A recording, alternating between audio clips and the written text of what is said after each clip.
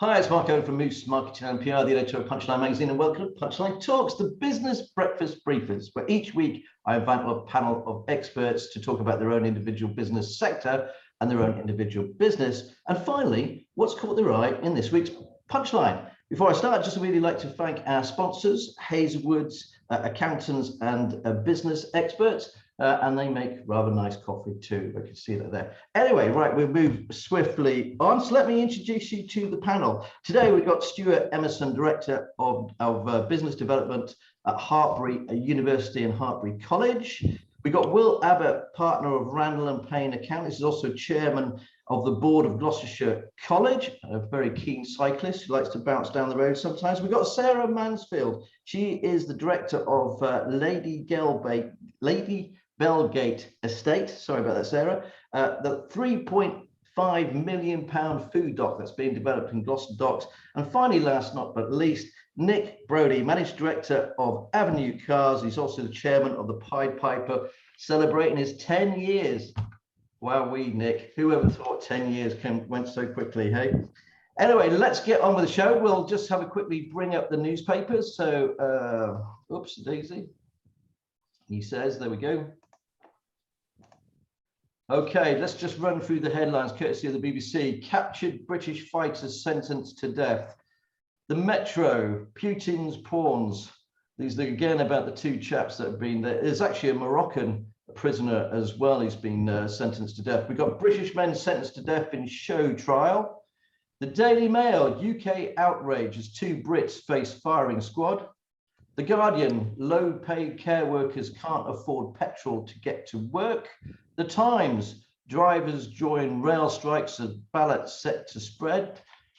The Daily Express, millions given chance to buy their own homes, says Boris Johnson. The Financial Times, bit of a mixed bag, really. Let's go with the Sunak lost 11 billion on taxpayers' cash in debt blunder, say economists. The Mirror, sentenced to death by Putin. The Sun, just like Mum Diana. And the Daily Star, what could possibly go wrong? We are now snoozing at 30,000 feet. This is where the whiz boss, airline boss, urges pilots to go the extra mile, even if they are knackered. Great stuff. Anyway, let's start with you today, Will. If you like the show, please like, share, and subscribe. Will, great to see you again. Morning, Mark. Yeah, good to be back. Thank you. What have you picked out from this, please, in the papers? Well, I think it's, because I do a lot of work with clients, business clients, and helping them with their businesses, it's hard to avoid the stuff about Boris Johnson at the moment. And I think, one of the things we know in business is that we like a bit of certainty, because actually certainty and confidence go together. And actually, when you look through the papers, there's a list in The Guardian of all the things that Boris has promised to do that he's not actually done or changed his mind on or done a U-turn on. And I think that's quite hard for business, because actually part of me feels it doesn't really matter what the government's policies are as long as they follow through on them. Now, obviously, it does matter, at some point, but actually, when people are continually promising to do things and they don't follow through on that, it makes it very difficult. That uncertainty that then swirls around, it makes it difficult, I think, for business people to make the right decisions about investment or recruitment and all those other things. So I think it is, quite interesting looking at the guy's history in terms of what he promises to do and what he actually delivers on, and the rest of the government in the same way. The promises yesterday about helping more people to buy houses, I think, are in many ways commendable. But actually, fundamentally, as it says in the Times, the problem isn't a lack of income or a lack of mortgages. The problem is a lack of homes. And actually, we've been talking about this for so long, and you just start to wonder whether there really is the political will to sort the problem out with the housing market. Because actually, is there more interest in keeping house prices high than there is actually in trying to fundamentally fix the problem by building more properties? So those, from a business perspective, I think are interesting. With my Gloucestershire College hat on, I picked up a couple of stories, so I'm getting more comfortable with admitting that I was one of those kids that went to school and got free school meals. And I picked up an article in The Guardian that actually 3 in 10 pupils in the northeast of England now qualify for free school meals. And here's the thing, right? To qualify for a free school meal, household income has to be below £7,400. So the logic is actually that's about 20% of the children in the UK qualify, the numbers are really like 30%. If you move that £7,400 number up to a sensible amount, then many more people will qualify. That's a concern. There's some real polarization, I think, in the country between the wealthy and the people, and actually the levelling up agenda. Isn't this what levelling up is all about? Trying to deal with areas of depravity and make sure people have got a lot more in terms of fair chances in life.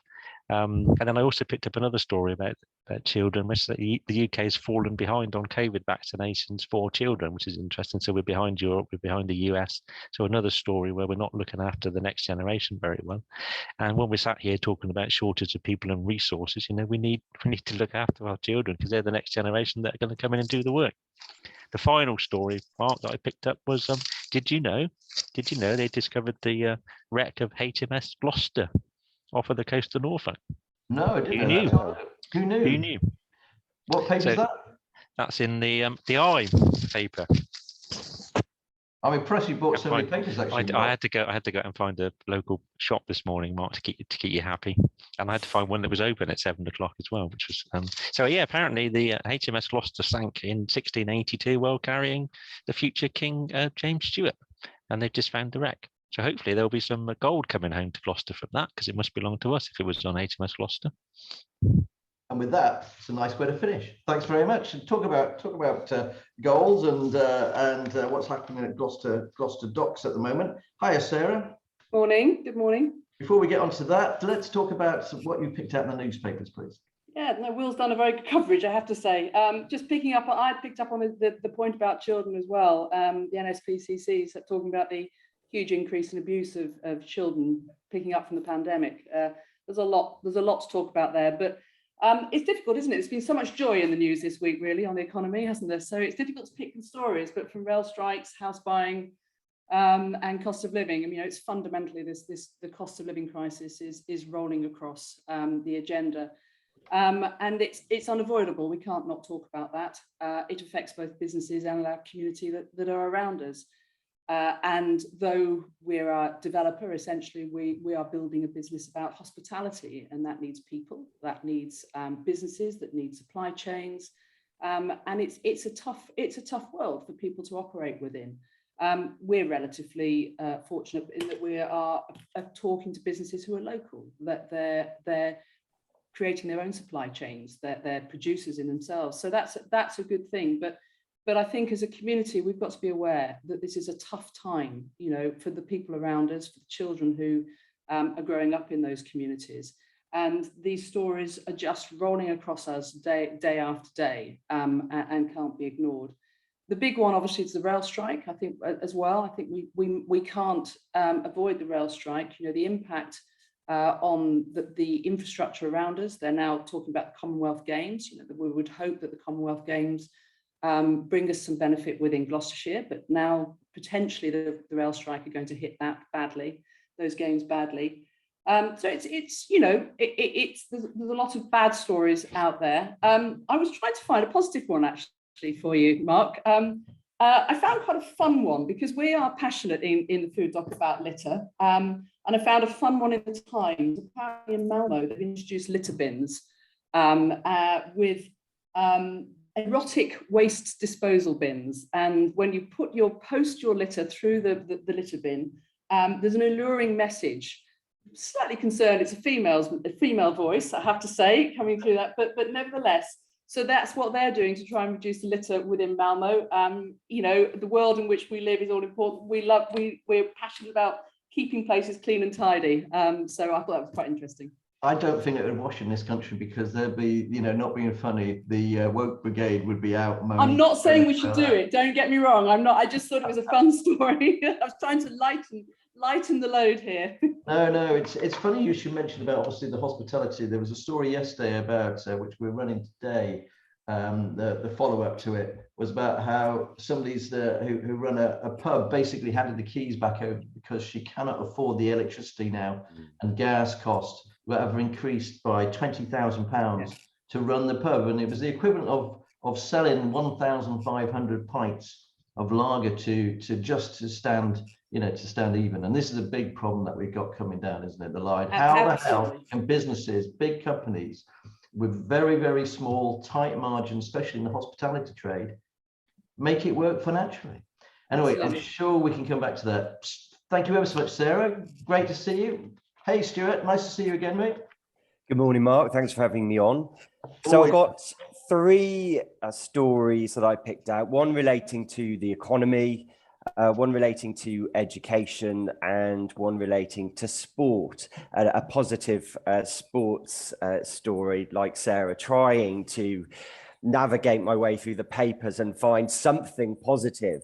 And I think I may have done that. So, but just to touch on, I'd say the Financial Times and the headline story regarding Sunak lost 11 billion of taxpayers' cash, I thought was really interesting. I mean, Sunak's been almost courted by the papers until relatively recently as a future Prime Minister or Prime Minister in waiting. And I think it was Harold Wilson, wasn't it, who said, events, dear boy, events. And he's obviously being caught out with a number of stories that have really kiboshed his efforts to take over from Boris. But I just think it's, as people have mentioned, during a period where families are facing incredible squeeze, cost of living crisis, and what Will's mentioned about business demanding, needing confidence, to hear that the Chancellor of the Exchequer has what appears to be made a real error with regards to not taking out insurance against an interest rate rise is a real concern, really, in terms of the broader lack of mission of the current government. So I thought that one was worth touching on. I'd just like to add in that about the PPE, the amount of money they wasted on the PPE, and also this new thing with the £400 for each home, and it can actually go to 3 homes. I mean, it doesn't make sense. Sunak himself has got 3 homes. Apparently, he'll get £400 for each home. It's crazy. What a waste of absolute money. There must be a way. It's very easy. I know I say this quite a lot. It's very easy to spend other people's money. Anyway, sorry to stop you, mate. No, and that really segues onto this story. I think, Will, you picked it out about the 1.9 million children now needing free school meals, because this ultimately is the fallout of the challenges that we're facing in the economy. And I think looking at this from an educational perspective, when young people can't or are not able to eat, or families are choosing between eating or heating in relation to the energy crisis, that has a knock-on impact in their educational attainment and their ability to do well at school. And I think it's when we start to see that impact at that granular level, it becomes a real concern. So I think we can't ignore that. And as Will mentioned, that's the next generation that we really need to look after. However, the positive story. So it's game, set, and match for Sue Barker. So what a wonderful sort of pioneer of a female presenter in sport over many decades. She will be hosting her last Wimbledon this year after how many decades is it? But I think 49 years though after she actually appeared in Wimbledon as a player. And I just think for someone, Hartpury's got 10 sports academies. It doesn't have a tennis academy, but for those who grew up loving tennis, watching tennis, she was the backdrop to every summer and has been an incredible ambassador, and I think paved the way for other female sports presenters, of which there are many now, and that's really welcome. But I think she's done an incredible job, and certainly worth a nod to Sue Barker and what she's done for women in sport. Okay, I totally agree. Thanks so much for that, Stuart. Okay, Nick, you put your sound back on, mate. I'm here, Mark. I'm here. No worries. Okay, what have you picked out for us, Nick? I think everybody's covered everything, Mark. I think Will's covered most things. I think it's all been covered, so I'm off now. But just as I've been away 4 days, luckily playing golf on golf tour, so I never got your message till this morning. So I've come in the office early to start getting my day done with everything going on this weekend. But a couple of interesting things I've picked up on. The first one is fuel prices. We got a chat about fuel prices. We've already spoken about the cost of everything and the living wage and the average family income. But it's interesting with fuel prices because I've been away with Mr. Gardner. Got a Texaco garage in Gloucestershire. It's quite funny because every fuel station we went past, he was commenting on the cost of fuel. Oh, look, that's lovely. That's 191. And I'm saying, well, Clive, how much margin have you got on this stuff? You know, oh, I haven't got much margin. But of course, when the government gave that 5p back, we never saw the prices on the fuel pumps drop. And from where my offices are, from Churcham to Birdwood, Churcham, and into Gloucester, there was a difference. And then Tesco's was different, and Sainsbury's was different. But when you look at the figures, so a year ago in 21, the cost of filling a tank up for an average car was £71.54, with fuel duty of £31.87, VAT 11.93. So the total tax on a 55-litre car was £43.80. You know, that was big then when you talk about tax. But look at it now. Cost of fuel of a tank for average car we've all got is £100, just over £100. Fuel duty 29.12 and VAT £16.71. Now £45.83 total tax. So it's gone up a bit, the tax, but look where the most margin is. It's the tax man's having the most margin. Yeah.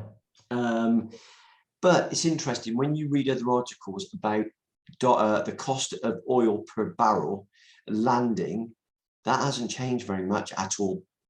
That hasn't changed much at all. So what you're saying really is that there seems to be, or appears to be, a lot of profiteering going on as they're moving up the price. Listen, I've been saying that to Clive all week. We've been having quite a laugh about it, about profiteering, but somebody's having a massive profit at this, and the government's got to step in somewhere, or they've got to reduce the tax. But they're asking for another 10p cut. But who's actually managing the fuel stations when the cut's been given the 5p, or this may be 10p? We're not seeing those price pumps come down by 5p or 10p. So there's actually I don't think any government law saying you have to do it. I think they're just saying there's 5p or 10p. So it's an interesting one, fuel prices, but it's like the PPE, isn't it? They haven't got a control of any of this stuff. No, there's nobody checking it, so they could do basically what they like. They can not off or not do it. That's absolutely correct. The big thing, there was somebody on the TV or radio the other day, and they were saying if the price of the fuel goes up, what actually happens is that the person that pulls in, they might get a cappuccino in the morning, they might buy a sandwich, and they might buy something else. Or they might buy their national newspaper. Suddenly they can't afford any of those things, or their local newspaper. Suddenly they can't afford to do that because it all has to go on fuel, and it trickles through the economy, doesn't it? That's the big issue here, you know? Correct. Everybody on here today, every businessman in Gloucestershire is affected by what is going on here. The supply chains, the selling of cars, everything's affected by this. And we definitely saw a major dive when all this started in our industry. And bear in mind, we've had it good for 2 years with car prices. But this now is going to become, or Clive thinks we could be up to be £2 a litre in a minute. Any minute now. We're 191.9 as I came past this morning. £2 a litre. That's ridiculous. But I think it's all about raising revenue, mate. It's all about that tax. That's the way coming in. Anyway, I think it's definitely about the tax from the government. I've got to step in and defend businesses a little bit, because I think actually at the end of the day, the margins on fuel sales are tiny in terms of percentage terms. But of course, if the cost goes up, then the pence that you earn per litre sold. But you said, Mark, the government doesn't have a lot of control over it. Well, isn't that what a free market economy is? The market dictates, right? Not the government. No, I get the point, and that's one of my points with Clive in the last 4 days. I just want to add, by the way, Clive's not here to defend himself. No, I'll defend Clive. I know you're a mate of his, so. But I fully get what Will's just saying. What I call Clive profiteering. Yeah, I get that. There's an opportunity there. It's a profit opportunity. But of course, the profit in the margin is not big, but it's the volume they sell. you know, and some of these groups now own multiple, I mean, hundreds and hundreds of sites. You imagine that across the profit and the bottom line. So that was my point. I just thought I'd bring that one up, as I couldn't find anything else in the paper, Mark, although I did find something else, which I thought was very funny, was the people that won the 184 million lottery. Did you see that? Yeah. No. And so they went out to bought their first car. And I thought, well, as it's cars, I'll talk about cars. And I thought, you know, they'd go and buy themselves, you know, a couple of Bentegas or GTCs or something. Anyway, they bought themselves a 38,000 second-hand Volvo. Good car. Quite amusing, Great really, car. because you've got all that money and you go and buy for a second-hand Volvo. Fair play. Fair play. No, I think they're trying to keep very grounded, aren't they? I just want to pick out a story that I found actually in the Sun newspaper, and it was all about all-day breakfast. Do you believe breakfast is the favourite meal for a third of us, with many eating 2 a day? There we go. That's my little positive thing. Anyway, Yeah, right. I was Mark, going to say, Mark, it doesn't look like you have 2 a day, to be fair. It looks like I have more than two cakes a day. Anyway, right, Will, let's talk about Randall and Payne and business for you guys at the moment. Well, I think it's the world's a really interesting place at the moment, and actually we had a record month in May in terms of new fee wins, and I think that's true of lots of businesses that we're working with. You know, the world has got a bit inverted, is how I describe it. So, you know, back in the days, business people, you know, winning new sales and winning fees and all that stuff was what, you know, was hard work, and then we supplied and delivered what, you know, the work that we'd won. Now we find actually lots of businesses that I work with, that's not the problem. There's loads and loads of work out there. The sales aren't the problem. The problem is finding the people or the supplies to deliver. I was thinking that, you know, Sarah and the food doc, actually, you're looking around hospital, wandered up the road to get some papers. You know, every time you walk past the pub, there's a banner in the window saying, you know, we need staff. So we've been in lockdown for a couple of years. We're out of that, so people want to go out and eat and enjoy hospitality, notwithstanding the cost of living crisis. But actually, you know, where's the people to serve them? So I think it's a really interesting time where there's plenty of sales, it seems to me, but actually getting hold of the supplies and getting hold of the people is now by far the biggest challenge. But isn't it going to slow down all those sales? That's the big problem, isn't it? You can't get the people, you can't drive it forward. In the end, sales will start to go down. Well, you imagine so with the cost of living crisis, but I don't think we're necessarily seeing that at the moment. So that, again, that's, you know, we're in unusual times. I think this is, you know, inflation. I can't remember inflation at these kind of levels. Where's interest rates going to go? So I think, you know, there's lots of things changing that we're just not used to anymore. And actually we're having to come up with novel ways of dealing with that, because it's as I say, it's stuff that we're not experiencing, but we're certainly not seeing any downturn in demand for our services at the moment, which is fantastic. I suppose with lack of people, one of the things that businesses are very good at is innovating. I was at the Ribena factory the other day, and the whole of the factory floor, there was like 5 people running it. There's nobody there. Yeah, but I think millions of 50,000 bottles an hour they do. Well, there's two obvious solutions, isn't there? When there's staff shortages, and again, you know, for people like hospitality, this doesn't really work. But for us, you know, we're offshoring quite a lot of our work now, so that's one solution, and making much more use of the technology. So cloud-based stuff that I've talked about endlessly, you know, just makes the production of accounts and bookkeeping and all that so much more efficient. So it's technology and offshoring are two of the obvious solutions for shortage of resources. But that's not a lot of use if you need people serving behind bars in Gloucester, is it? Can't offshore that work. No, totally. And it's something that I'm hearing all the time. They can't find enough people. Every single business I talk to at the moment. I was at an event last night, and it was the construction industry and architecture, and they were saying exactly the same thing. Thanks ever so much for that. Will, we're going to go over to Sarah now. Hi, Sarah. Hello. Back over to you. I'm going to see if I can swap around the screen here to screen save to bring up your there we go. There's the food doc. There we go. That's very kind. Thank you. That's okay. Let's talk about it. It's £3.5 million. How long have you been on site now? So we've been on site since September. So it's getting very exciting now.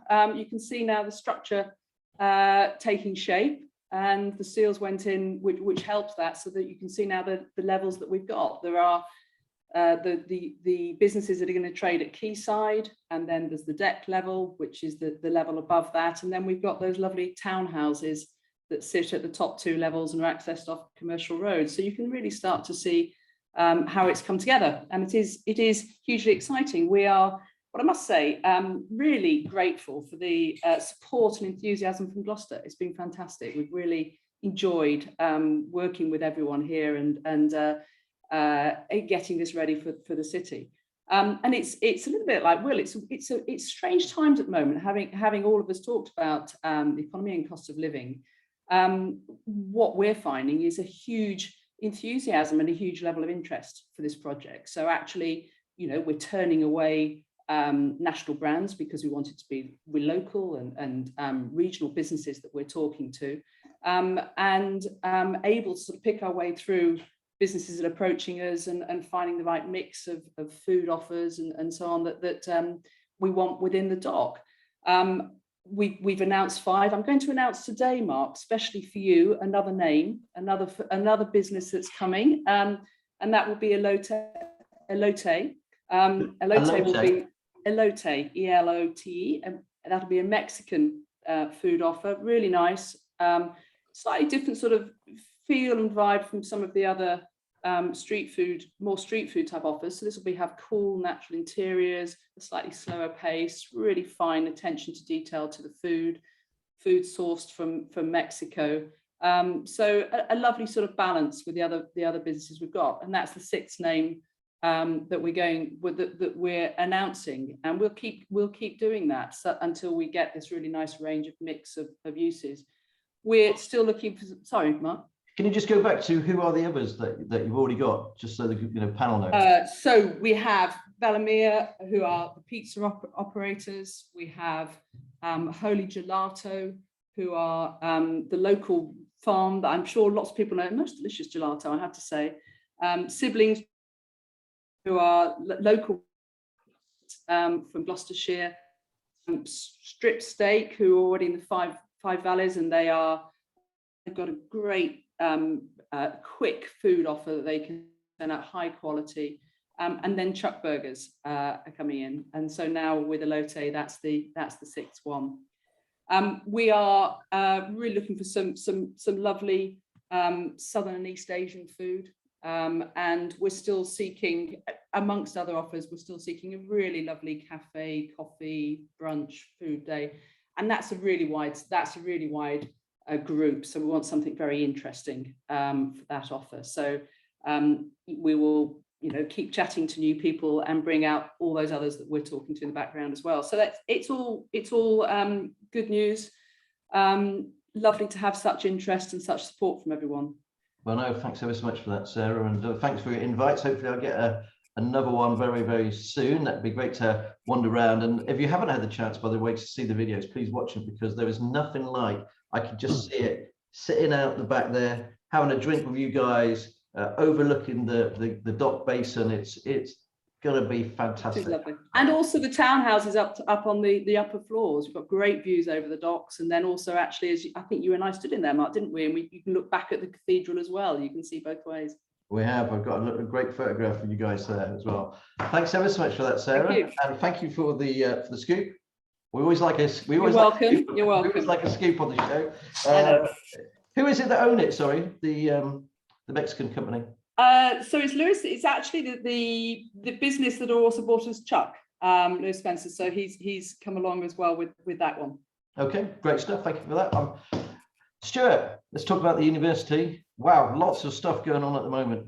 There is, yes. Despite the spectre of stagflation and cost of living crisis that Hartpury is not immune to, there's incredible amount of positivity. There's a bit of a saying at Hartpury that we kind of get worried if there isn't a major development happening or investment happening at Hartpury, and there's certainly 2 key investments that are happening that will benefit, I think, not just Hartpury but the wider local and regional economy. So we've got a new Grays, which is our new catering and conferencing facility, which is a large state-of-the-art facility currently being developed in the centre of campus, but to help unlock the growth in student numbers at Hartpury, but also provide a really good base for externals to come in and run events. So that will be live and up and running in September in time for the new cohort.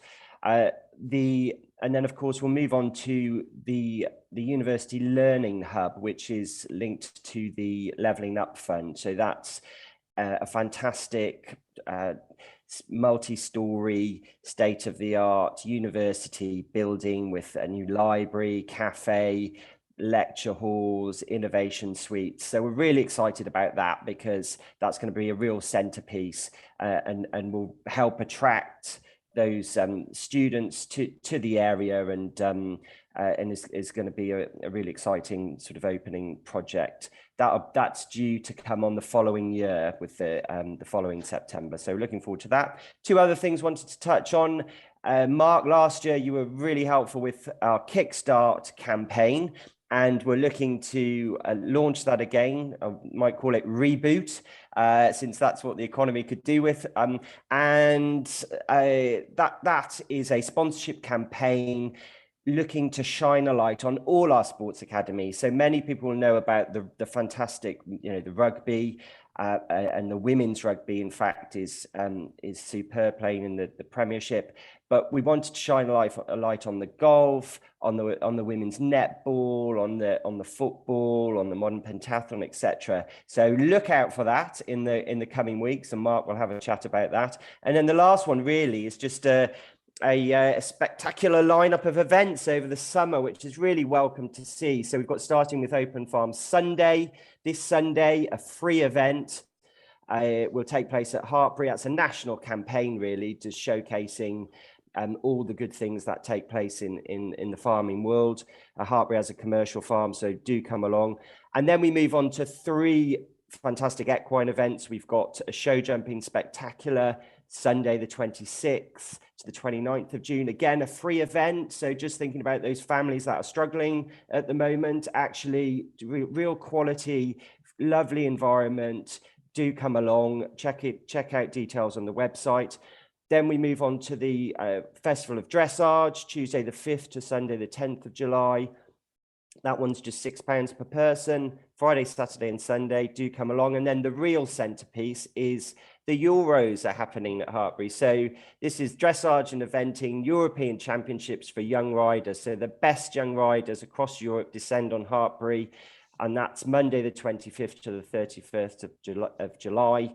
That's going to be fantastic. And then we've got the horse trials in August, 10th to the 14th of August. So these are all the details are available on the website, but great events for families, and do come along and take advantage of it, and hopefully the sun will shine. Okay, thanks so much, Stuart. I don't think I've ever had someone come on the show and plug so much stuff. Ah, well, you got it. Other than you, Mark. Other than me, yes. No, fantastic. And talk about plugging. That is a fantastic lead back over to Nick, actually, because there's nobody else that plugs just like our Nick, actually, mate. Come on, tell us about Pied Piper. You've got so much going on this weekend, isn't it? It's the classic car show. We got the car show at Highland Court Gardens. It's a big day for Pied Piper. Obviously, I started in 2000 as the Gloucestershire Motor Show, but we had 2 days and it did very, very well. But of course, the pandemic came along and that changed everything. We missed out for the 12 months. So last year, I started it as just one day, a Sunday. We've got over 300 classic cars booked in this Sunday to come to the gardens. We call it Cars and Gardens because the gardens are just amazing at Highland Court. You've got 45 acres of gardens laid out, which are beautiful, and then 45 acres of other land around the estate. So it's a big day for us. What time does it start, Nick? We've got a lot to do. Say again? What time does it start? And at 10 o'clock, gates open at 10 o'clock, and we finish at 5. And how much money has this raised so far? The classic cars, because it's thousands. Since 2000. Oh my word! Christ. I would say when I did the 2 days with the sponsorship from Malvern Tyres and all the other local businesses, I would think it made between 35 and 40,000 on the weekend. Last year, first day, pandemic Sunday, we just called it Cars and Gardens. We didn't know what to expect, and we were overwhelmed with numbers. And we put the gate price low to get people in, and that made a small contribution, like 15, 17 grand to the charity last year. So the day could be big. We've been overwhelmed with sponsorship by local businesses again, and of course the support of classic car owners and the other businesses that are coming in to have their stands up and everything else.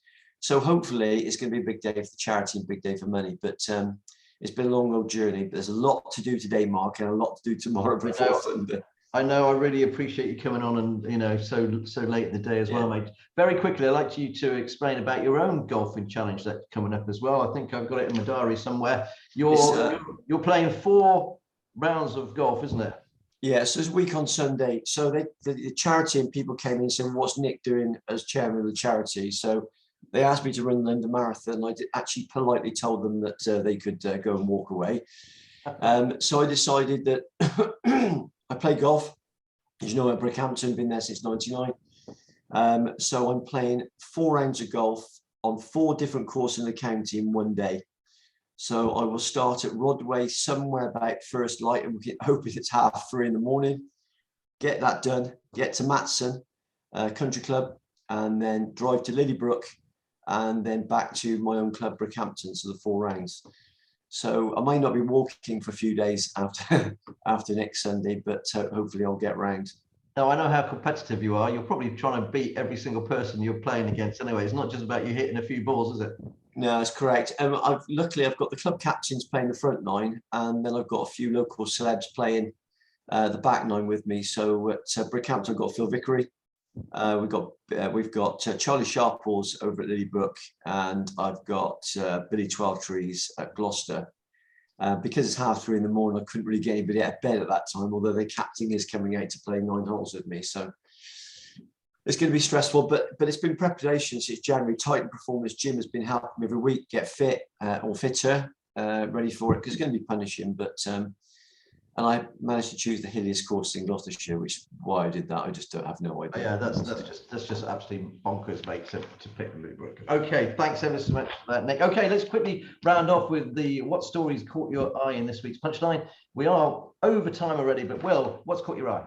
Well, you never guess which one it was, Mark. Another fantastic local business, Regency Hampers, did another acquisition. They're on a great growth journey, and you'll never guess which firm of accountants advised them on that acquisition. Not That'll be Randall Payne. Yay! What a great plug. Sarah, what's caught your eye in this week's Punchline? Don't say Randall Payne. So no, I think it was the beginning of the week. I mean, I think it seems a while ago now, but the tall ships, looking back on the tall ships and then coming to Gloucester. I haven't seen anything on the bike race in Punchline yet, but no, we have run it. We have run it and promoted it beforehand. Oh, she's frozen. Gloucester seeing the women's tour come in on Southgate. So 2 wonderful events for Gloucester. Great stuff. Good stuff. No, we have run it on the What's On section quite a lot, actually, promoted it on there. We just haven't done the follow-up as it's been going along, just due to resource, really. Stuart, what's caught your eye in Punch? Another great Gloucestershire business, Ecotricity, latest green energy innovation. Sustainability is really important to Hartpury and the wider economy. So they are looking to produce gas from grass in its latest renewable energy innovation. So really looking forward to seeing how that one develops, and really another really exciting innovation from Ecotricity. Okay, thanks very much. Nick, what's caught your eye, please, mate? Well, just quickly, we talk about the motor trade. You ask me questions all the time on the industry, but the one that you did run was van registrations fell and how much they've fallen. But the industry has changed a lot in the last 2 or 3 months. But the one thing I can tell you about vans, registrations may have fallen, but they still can't get the vans. Your comment about component shortages and the production delivery, etc. The problem is they do want vans, but they can't get them. I'll give you an example with Vauxhall, 18 months to get certain vans. And in the market now, I have to buy vans every week for certain companies in Gloucestershire, certain sizes. We just can't get them. Market is not out there at the moment. The second-hand vehicles are not coming back on the market because they're being kept. And especially L3H3s, long wheelbase, high roof, or various other type of vans. So it's an interesting one. Yes, registrations have dropped, but you still can't get new vans. And that leads to the other story that we ran, was about how people are stealing cars and stripping them down because of the lack of components. There's a big market at the moment. That's the trouble. Well, of course, you've got certain parts are made in Ukraine. You've got various parts of the world that are struggling to get these chips, etc., back to the manufacturers. Even JCB, I hear, struggling. They've got actually lines and lines of brand new trucks to go out and vehicles, and they just can't get the chips for them. No. Well, the story that caught my eye this week is actually the ecotricity one as well. I think that's just an innovative, great idea, like they do. You know, they're just world leaders, and Dale Vince is a smart cookie. He just comes up with new stuff all the time. Sky diamonds. That's the next big thing, I reckon. Anyway, thanks ever so much for joining us today at Punchline Talk. Thanks, everybody. If you like the show, please like, share, and subscribe. And a big thank you to our sponsors, Hazelwood's Accountants, Business Advisors, and Tax Accountants. Thanks very much, guys. Hopefully, you'll join us next week. Thanks for joining Punchline Talks. Bye-bye. Bye.